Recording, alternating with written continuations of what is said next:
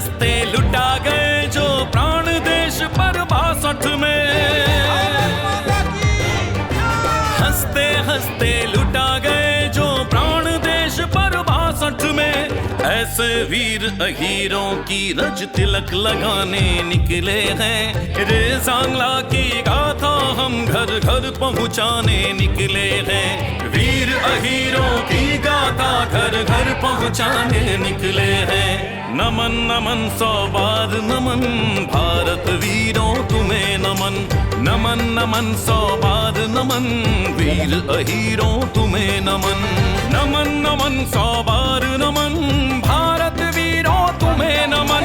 नमन नमन 100 बार नमन, यादव वीरों तुम्हें नमन। रे सांगला रज कलश यात्रा, रे सांगला रज कलश यात्रा, ओ रे सांगला रज कलश यात्रा, रे सांगला रज कलश यात्रा।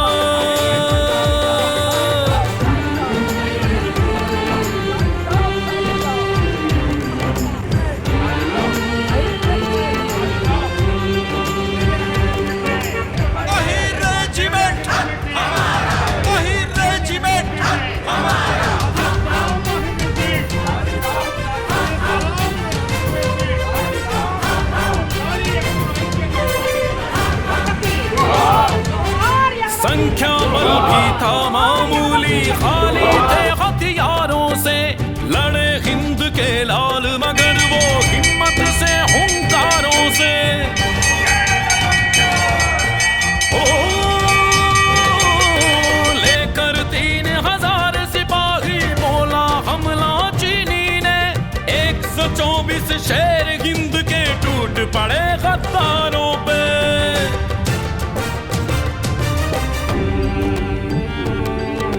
दिवाली की रात में होली अपने लहू से खेल गए, यदुकुल नंदन हर। హలో నమస్తే, వెల్కమ్ టు యాదవ్ విజన్. నేను మీ నక్క మహేష్ యాదవ్. రేజంగ్ల కలశ యాత్ర దేశవ్యాప్తంగా జరుగుతున్న విషయం మనందరికీ తెలిసిందే. ఈ రోజు మనము విజయవాడకు రావడం జరిగింది. ఇక్కడ యాదవ్ పెద్దలంతా కూడా ఇక్కడ ఉన్నారు. సో ఈ యాత్రకు సంబంధించి వాళ్ళు ఏమనుకుంటారో వాళ్ళ మాటలు అడిగి తెలుసుకునే ప్రయత్నం చేద్దాం. సార్ నమస్తే. భారతదేశంలో అత్యధిక జనాభా ఉన్న యాదవులు భారతదేశాన్నే కాకుండా ఇతర దేశాలను కూడా పాలించినటువంటి మన పూర్వ రాజుల యొక్క సంస్కృతి, వారి ధైర్య సాహసాలు, వారు చేసినటువంటి డెవలప్మెంట్ కార్యక్రమాలు భారతదేశాన్ని ఉరుతొలగించి అత్యున్నతంలో నిలిపారు భారతదేశాన్ని యాదవ రాజులందరూ కూడా. ఆ సందర్భంలో యాదవ రాజుల పౌరుషాన్ని, ధైర్య సాహసాలని యాదవులందరూ ఎప్పుడు గుర్తుంచుకుంటూనే ఉంటున్నారు. ఈ సందర్భంగా మీకు తెలియజేసేది ఏంటంటే, నేను బ్రిటిష్ పరిపాలనలో ఒక యుద్ధ సమయంలో యాదవ్ రెజిమెంట్, ప్రత్యేకించి యాదవులు ఒక రెజిమెంట్గా, ఒక బెటాలియన్గా, ఒక సైనికులుగా, ఒక పెద్ద బెటాలియన్ కాకుండా చిన్న బెటాలియన్, ఆ బెటాలియన్లో యాదవులు అహిర్ రెజిమెంట్. అహిర్ అంటే యాదవుల్లో ఒక జాతి, ఒక యాదవుల్లో ఒకరు. యాదవులను ఎన్నో పేర్లు పెట్టి పిలుస్తుంటాం మనం. అహిర్లు కూడా యాదవులు ఒకరే. అటువంటి యాదవులు ధైర్య సాహసాలతో యుద్ధ నీతులను తెలుసుకుని కొద్దిమంది అహిర్ రెజిమెంట్తో వేల మందితో పోరాడి, వీరోచితంగా పోరాడి భారతదేశ గౌరవాన్ని, శౌర్య సాహసాలని, భారతదేశంలో యాదవులంటే ఏంటో తెలియజేస్తూ ఆ రెజిమెంట్ యొక్క గొప్పతనాన్ని ప్రదర్శిస్తూ అప్పటికీ ఇప్పటికీ ఎప్పటికీ గుర్తుండే విధంగా ఆ రెజిమెంట్లో సాహస కార్యక్రమాలు చేసి ఇతర సైనికుల్ని ఊత కోస కోసి మేమున్నాము, భారతదేశ అండగా మేమున్నాము, భారతదేశ రక్షగా మేమున్నాము అనే నినాదాన్ని వినిపిస్తూ యాదవుల రాజుల పూర్వ వైభవాన్ని మళ్ళీ తీసుకొచ్చి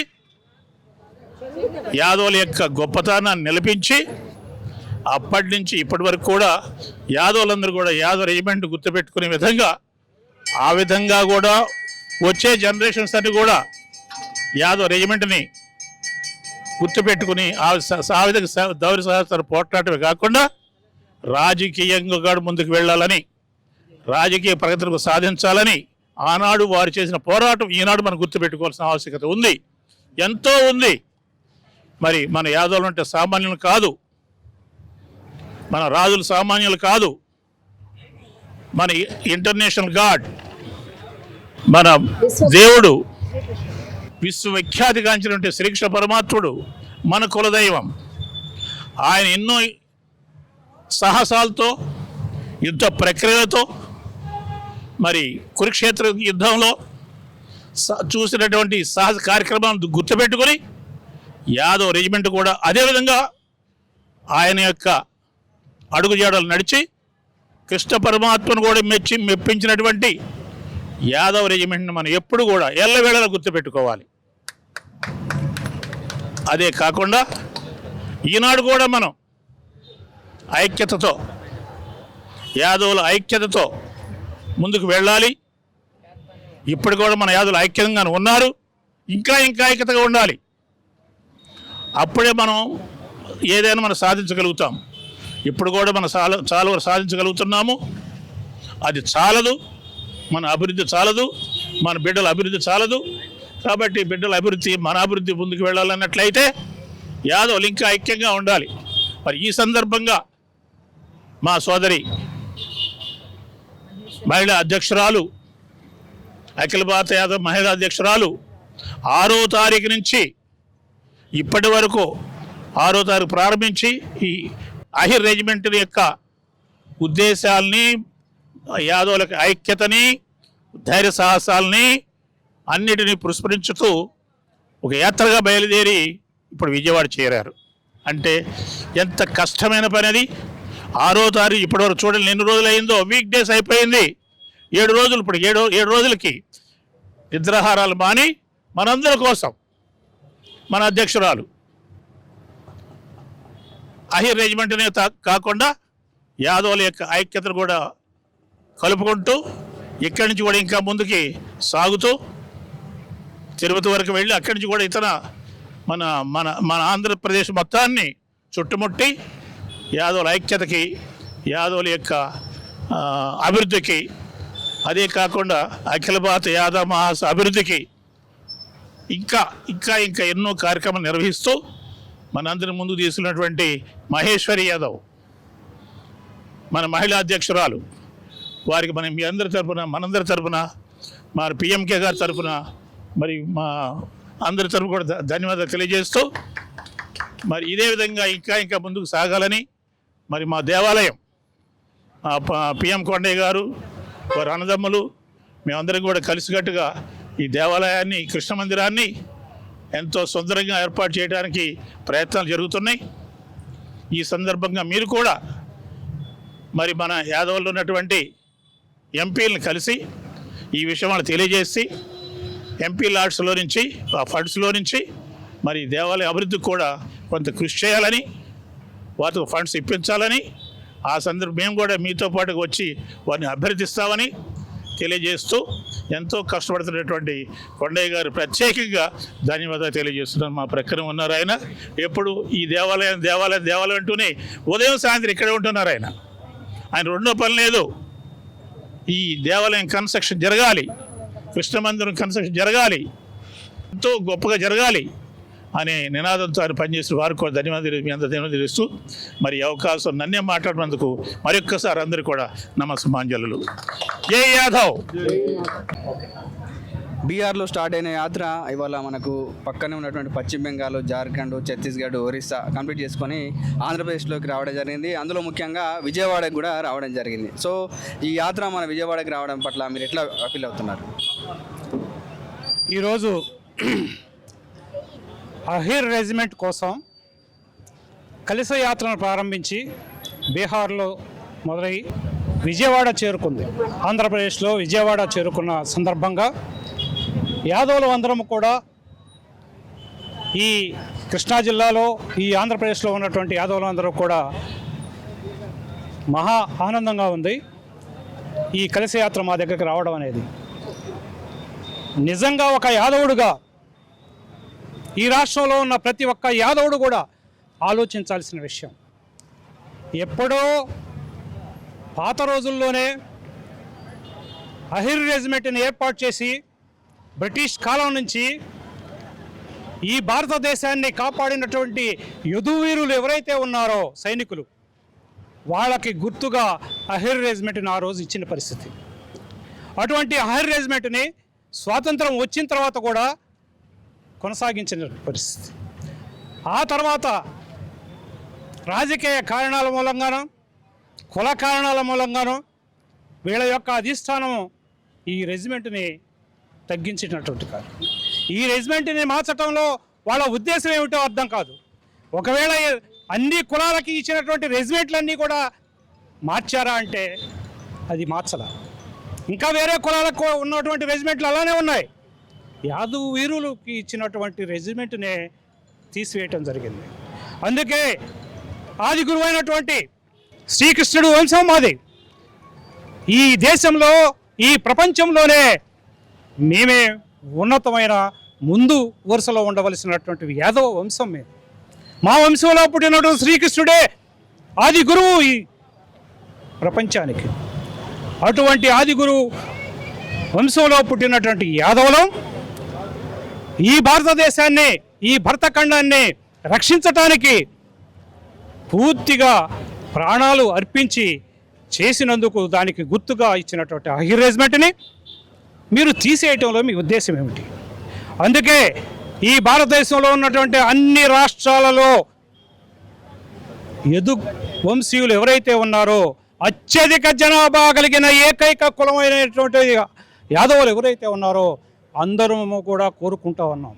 చాలా శాంతియుతంగా కలిశాన్ని ఏర్పాటు చేసుకొని ఈ రాష్ట్రమే కాదు ఈ భారతదేశంలో ఉన్నటువంటి అన్ని రాష్ట్రాలకి, అన్ని జిల్లాలకి, అన్ని పట్టణాలకి వెళుతూ కలిశాన్ని తీసుకుని మేము మీకు విజ్ఞప్తి చేస్తూ ఉన్నాం శాంతియుతంగా. అందుకే ఈ కలిసి యాత్ర పూర్తి అయ్యే లోపల హైర్ రెజిమెంట్ని ఏర్పాటు చేయాలని మేము ఈ కేంద్ర ప్రభుత్వానికి విన్నవిస్తూ ఉన్నాం. ఈ కేంద్ర ప్రభుత్వం అచ్చమైన హిందూ ప్రభుత్వం అని చెబుతున్నటువంటి ఈ కేంద్ర ప్రభుత్వం హిందువులకి సింబల్ అయినటువంటి యాదవుల యొక్క రెజిమెంట్ని తీసేయటం అనేది చాలా దారుణమైన విషయం అని మేము చెప్తా ఉన్నాం. అందుకే ఆంధ్రప్రదేశ్లో విజయవాడలోనే కాదు ప్రతి చోట కూడా ఈ ఆంధ్రప్రదేశ్లో అఖిల భారత యాదవ మహాసభ తరఫున అఖిల భారత యాదవ మహాసభ అధ్యక్షురాలు ఒక మహిళ చాలా ధైర్యంగా ఈ రాష్ట్రం మొత్తాన్ని కూడా ఈ కలిశాన్ని తీసుకుని అన్ని జిల్లాలలో తిరుగుతూ ఉన్నటువంటి మా మహేశ్వరి గారు.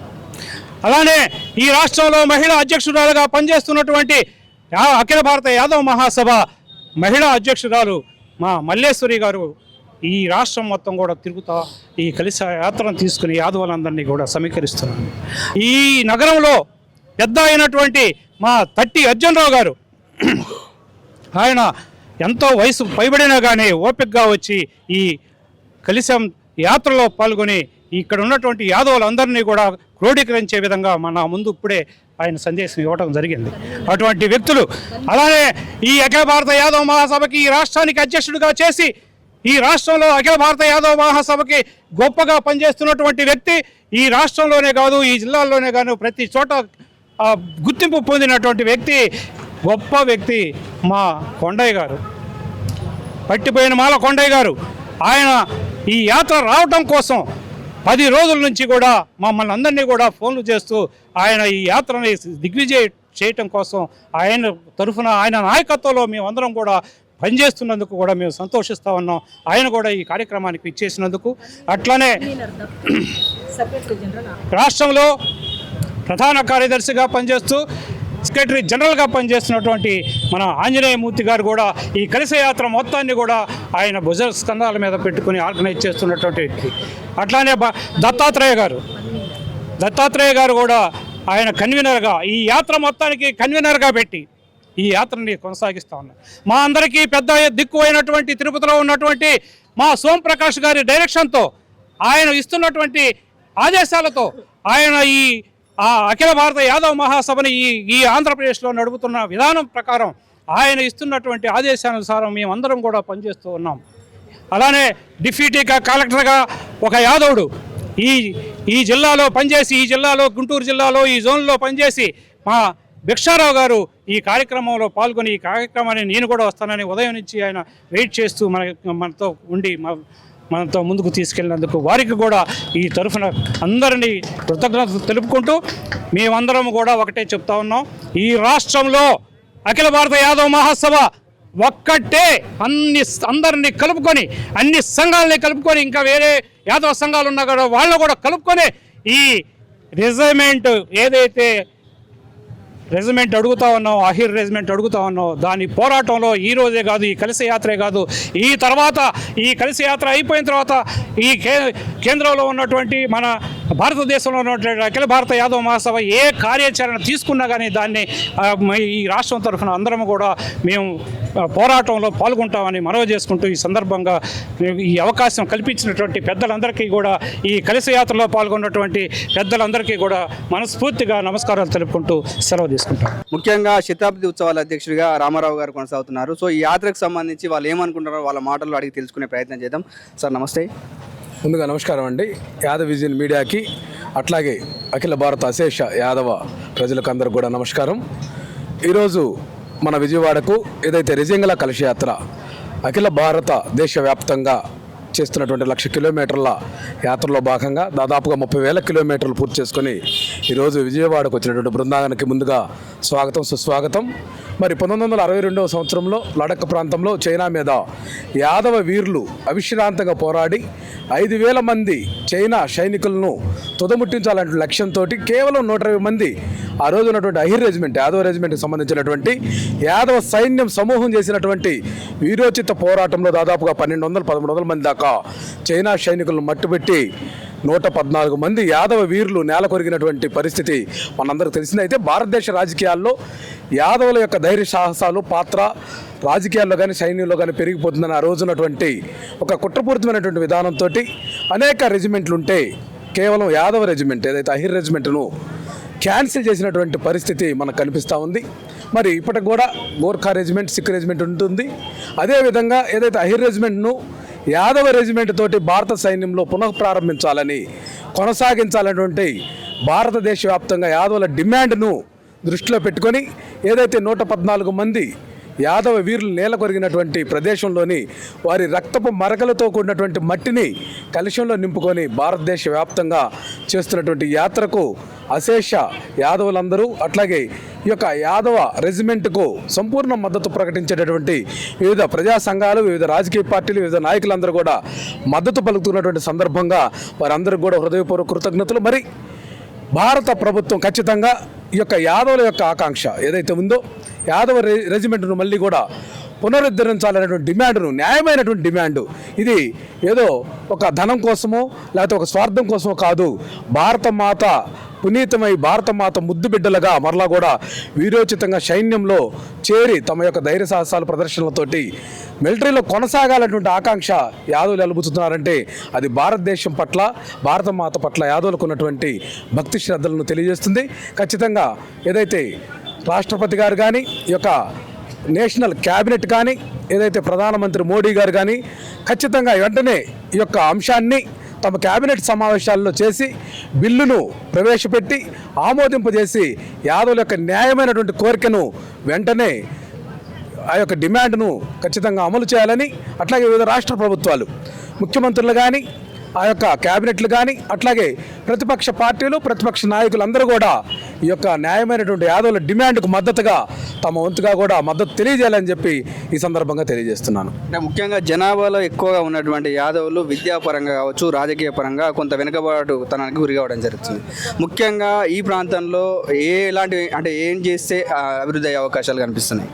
యాదవులు ఎప్పుడు వెనుకబాటుకు గురి కాలేదు, కానీ ఏదైతే అప్డేట్ అవుతున్నటువంటి వ్యవస్థలో దాన్ని అందిపుచ్చుకునే దాంట్లో ధర్మాచరణ ఏదైతే న్యాయం అటువంటి ప్రక్రియలకు బద్దులై ఏదైతే శ్రీకృష్ణ భగవానుడి ఆ యొక్క దైవాంశ సంభూతుడైనటువంటి శ్రీకృష్ణ భగవానుడి ఆలోచన విధానంతో దివ్యమైనటువంటి వారసత్వ చరిత్రను నిలుపుకొని ముందుకు సాగుతున్నటువంటి పరిణామ క్రమంలో ఈ యొక్క అప్డేటెడ్ విషయాల్లో కానీ ఈ యొక్క యుగంలో ఉన్నటువంటి కొన్ని తొట్టుపాట్ల వలన యాదవులు కొంత ఆర్థికంగా వెనుకబాటు గురయ్యారేమో కానీ ఏదైతే శక్తియుక్తుల్లో కానీ ధైర్య సాహసాల్లో కానీ ఈ యొక్క సనాతనంగా వస్తున్నటువంటి పురాతనమైనటువంటి ధర్మాలను ఆచరించి ఏదైతే భారతదేశ ఉనికిని ప్రాశస్త్యాన్ని ముందుకు తీసుకుపోవడంలో అగ్రగామిగా ఉన్నారు. కొంతమంది తాత్కాలికంగా ఏదైతే ఇప్పుడున్నటువంటి ధనిక వర్గాలుగా పేరుపడినటువంటి వాళ్ళు యాదవులను తక్కువగా చూస్తున్నారో కానీ యాదవ వంశ చరిత్ర తెలిసినటువంటి వాళ్ళు ఎవరు కూడా యాదవులను తక్కువ అంచనా వేయరు. యాదవులేమి వెనుకబాటు గురి కాలేదు, యాదవులు ముందంజలోనే ఉన్నారు. అయితే ప్రభుత్వాలు ఒక కుట్రపూరితమైనటువంటి విధానంతో యాదవులు ముందుకొస్తే మంచి గుణాలు కలిగినటువంటి మంచి నాయకత్వం, న్యాయపరమైన ధర్మపరమైనటువంటి పాలన కొనసాగించేటటువంటి జీన్స్ ఉన్నాయి కాబట్టి వీళ్ళని అనగదొక్కాలనే కొంతమంది రాజకీయ నాయకుల కుయుక్తులతోటి తాత్కాలికంగా అట్లా మనకు కనపడవచ్చు. కానీ యాదవులు వెనుకబాటు గురి కాలేదు, భవిష్యత్ అంతా యాదవులదే. ఖచ్చితంగా ఏదైతే మనం కాలానుగుణంగా చూస్తూ ఉన్నాం, ఏదైతే ఉత్పత్తి కులంగా ఏదైతే పాడి పరిశ్రమ కానీ వ్యవసాయ ఉత్పత్తులను అందించినటువంటి మొట్టమొదటి జాతి యొక్క మానవ జాతి ఆవిర్భావం తర్వాత కృషి చేసినటువంటి ఈ జాతి యాదవ జాతి. దీన్ని దృష్టిలో పెట్టుకొని ఖచ్చితంగా దీనికి మనుగడ ఉంటుంది. ఒక కాలచక్రం ఏదైతే తిరుగుతుందో ఆ చక్రం మరలా రౌండ్ అయ్యి మరలా మొదటికి ఎట్లా వస్తుందో అట్లాగే ఇప్పుడు 75% అయింది. ఇంకా కొద్ది రోజుల్లోనే, కొద్ది సంవత్సరాల్లోనే భారతదేశ వ్యాప్తంగా ఏదైతే గతంలో యాదవ సంస్థానాలు, యాదవ రాజులు, ఎట్లయితే యాదవ చక్రవర్తులు పరిపాలన చేశారో ఆ విధంగా ఇప్పుడు మనం చూస్తా ఉన్నాం. ఉత్తరప్రదేశ్, బీహార్ లాంటి రాష్ట్రాలు, ఇప్పుడు మధ్యప్రదేశ్లో కూడా అనివార్యం అన్నమాట. యాదవుల యొక్క శక్తియుక్తులు కానీ, వాళ్ళ యొక్క ధర్మాచరణ, నీతి నియమ నిబంధనలు, వాళ్ళు ఉన్నటువంటి లాయాలిటీ కానీ అన్నిటినీ దృష్టిలో పెట్టుకొని రాజకీయ పార్టీలైనా లేకపోతే ప్రజలైనా సరే యాదవులకు మద్దతు తెలుపుతారు అన్నట్లో నాకు ఎటువంటి సందేహం లేదు. యాదవులు ఖచ్చితంగా ముందంజ వేస్తారని ఖచ్చితంగా ఆశాభావం వ్యక్తం చేస్తున్నాం. ఖచ్చితంగా శ్రీకృష్ణ భగవానుడు యాదవులను ముందంజలో పెట్టే సమయం ఆసన్నమైందని చెప్పి కూడా ఈ సందర్భంగా తెలియజేస్తాం. Thank you. చూశారు కదా, ఇక్కడ విజయవాడలో యాదవ పెద్దలంతా కలిసి ఈ యొక్క కలశ యాత్రకు మద్దతు తెలపడం జరిగింది. అదేవిధంగా వాళ్ళు క్లియర్గా Gurkha regiment, Jat regiment, Sikh regiment, Rajput రెజిమెంట్లు ఏ విధంగా ఉన్నాయో అదేవిధంగా మాకు కూడా అహిర్ రెజిమెంట్ ప్రవేశపెట్టాలని వాళ్ళు డిమాండ్ చేయడం జరుగుతుంది. కాబట్టి ఇలాంటి అప్డేట్స్తో మేము ముందుకు వచ్చే ప్రయత్నం చేస్తాం. కాబట్టి చూస్తూనే ఉండండి Yadav vision channel. Thank you.